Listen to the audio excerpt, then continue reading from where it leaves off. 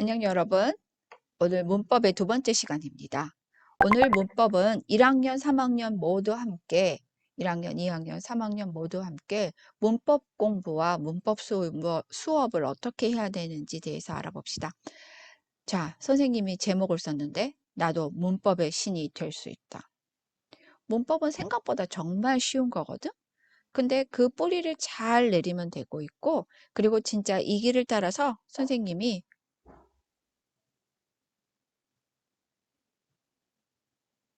이 길을 따라서 선생님이 제대로 여러분의 문법을 혼동 없이 잘 가르쳐 줄 테니까 여러분이 잘 따라오시기 바랍니다. 자, 시작해 볼까요? 첫 번째, 문법을 공부할 때는 반드시 해야 되는 게 뭐냐면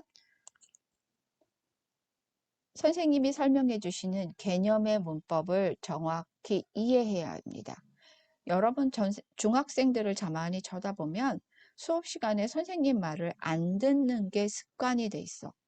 수업 시간에 선생님의 말을 제대로 이해하려고 들지 않는 자세는 결코 기본적으로 제대로 수업을 할 수가 없고, 그리고 이해가 하기 힘들어. 여러분이 전체적으로 1학년은 지금 명사편을 공부할 것이고,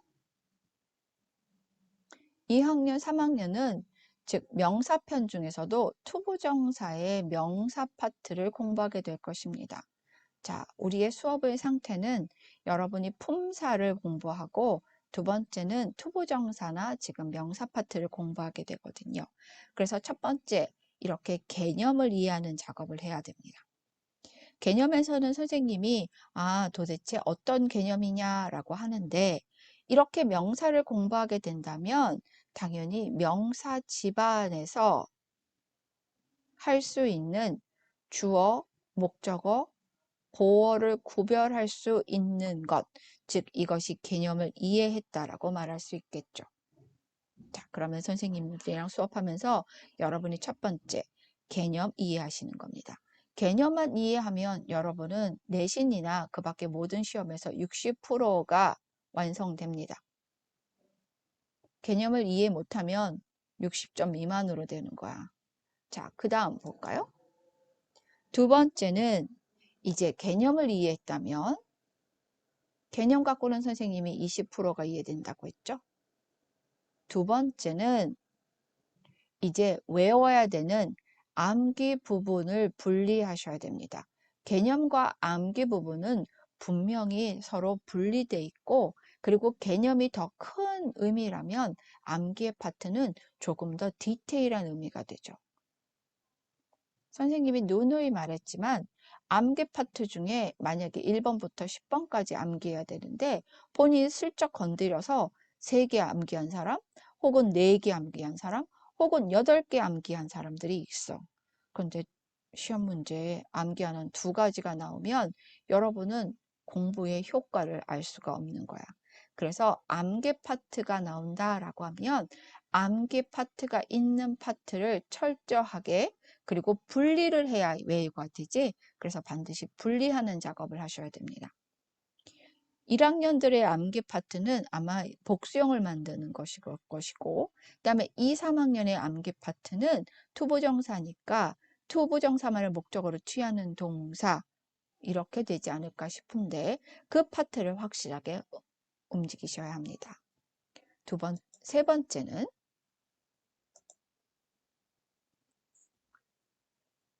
여러분의 암기 파트와 개념 파트와 암기 파트가 모두 이해되면 그 다음엔 문제의 응용 파트를 해야 됩니다. 응용이라고 말할 수 없고 대부분은 내가 아는 것을 적용하는 문제죠. 선생님들이 수업 시간에 이제 문제를 택해서 여러분과 함께 적용을 하는데 그 적용의 첫 번째는 자, 이해되십니다. 첫 번째, 출제자의 의도를 확인하셔야 됩니다. 출제자의 의도가 이 문제에서 나를 무엇을 테스트하려고 하고 어떤 내용을 테스트하려고 하시지? 라는 출제자의 의도가 확인되면 그 다음에 머릿속에서는 본인이 갖고 있는 데이터가 튀어나오기 시작합니다. 데이터가 정확하면 주로 암기나 이해가 정확한 게 데이터거든. 그것들이 정확히 데이터가 정확히 튀어나오면 그 데이터로 문제를 적용하게 되죠. 그런데 개념 정리가 잘 안 된 사람은 의도를 할 수가 없고, 나 의도를 확인했다 하더라도 암기나 의도가 확실하지 않은 사람은 데이터 단계에서 움직일 수가 없습니다. 그래서 문제가 항상 헷갈리는 거죠.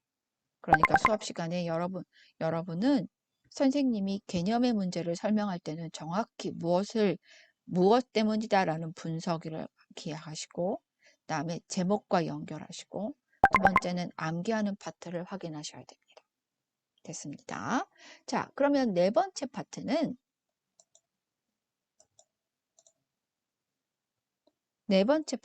무엇을 해야 되냐면, 이제 응용까지 했으니 문제를 응용하면서 본인의 약점을 확인하셔야 됩니다.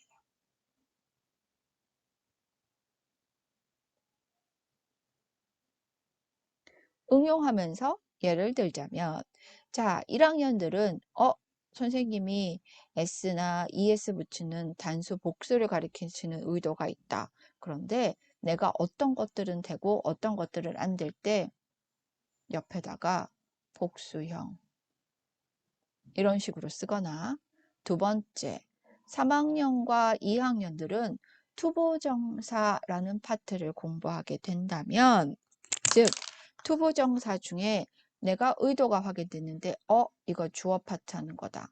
혹은 가주어, 진주어를 하는 거다. 혹은 목적어를 하는데 목적어 중에 what으로 시작되는 것, 즉 의문사로 시작되는 것이다.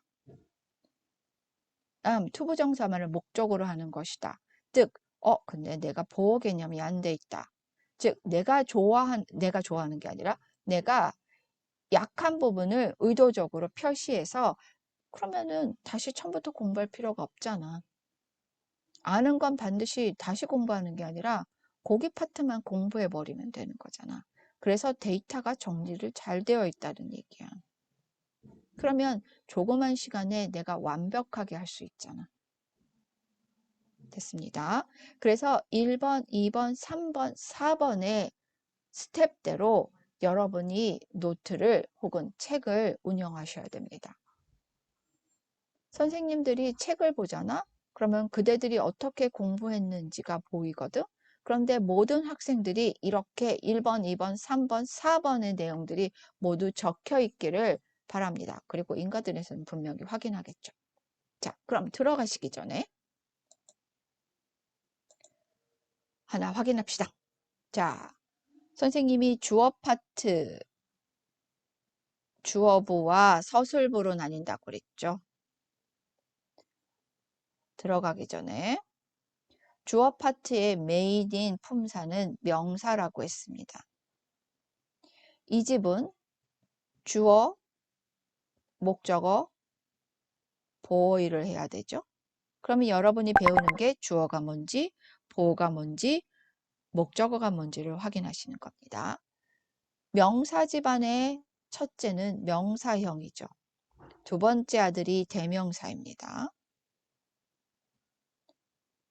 며느리가 있죠? 동명사입니다.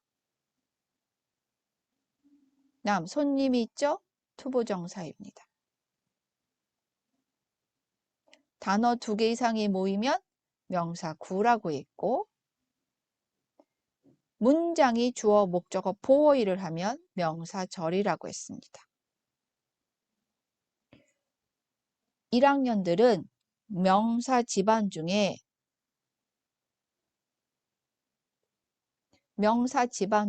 바로 제일 큰 형인 명사를 공부하게 됩니다.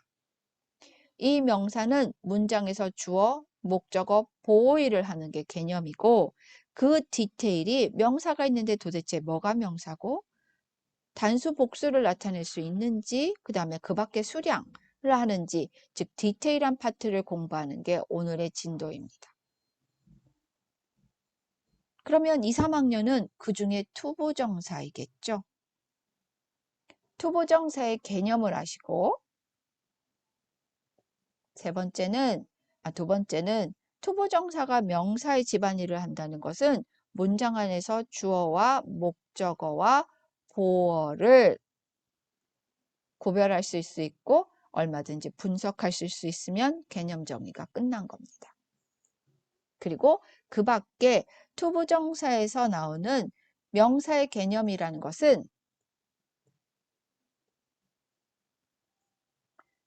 투부정사의 정의를 한다는 거하고 명사적 집안만 얘기하는 겁니다. 두 번째는 주어로서의 이야기가 확인돼야 되고 분석이 돼야 됩니다. 두 번째는 가주어, 진주어가 알아야 되고 세 번째는 목적어를 할 수 있잖아. 그러면 그 목적어가 분리되는지 확인하셔야 되고 두 번째는 투부정사만을 목적어로 취하는 동사, 의문사 다음에 투부정사가 오면 목적어인 것이라는 것을 확인하셔야 되고 세 번째는 보어의 일을 하고 있는지 확인하셔야 됩니다. 즉 이때는 주로 주격 보어, 동격의 보어들이 꽤 나오는데 3학년은 아마 목적격 보어가 나올 수도 있다는 사실 기억하시면서 이것이 카테고리 안에서 정리되셔야 아마 여러분이 문법을 처음 볼 수 있다는 것입니다. 자, 그러면 이제 선생님이 얘기 드렸죠? 예전처럼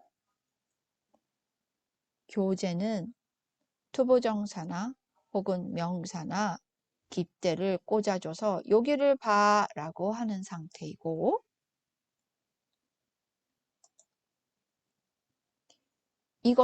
이것만 알면 여러분은 즉 지금만 시험 때만 써먹는 영어지 이 영어로 내가 작문을 한다거나 그다음에 3학년께 문법을 까주나 혹은 고등어법이나 그 밖에 모든 시험에서 써먹을 수 있는 영어가 아닙니다.